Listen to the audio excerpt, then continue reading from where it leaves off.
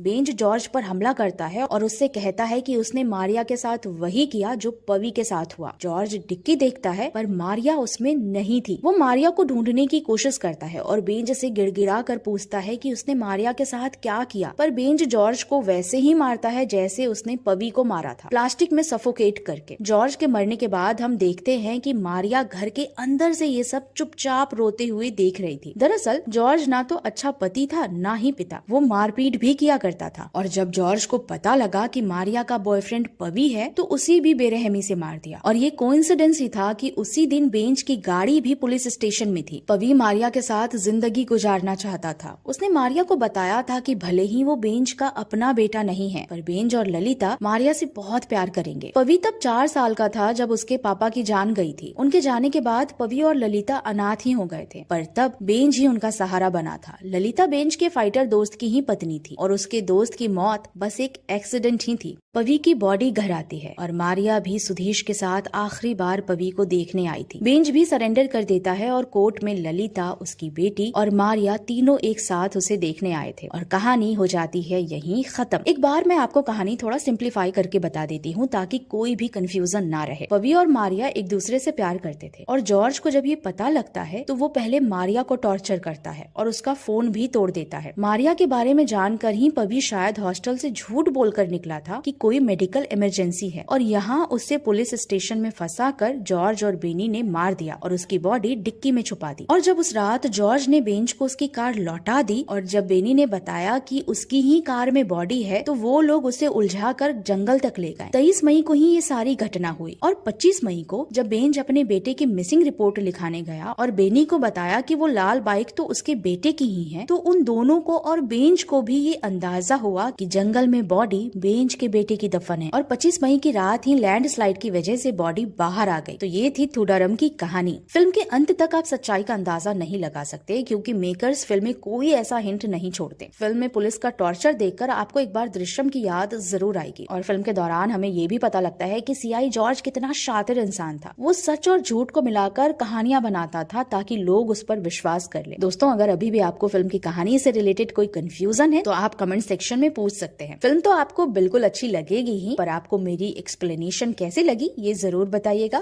Thank you.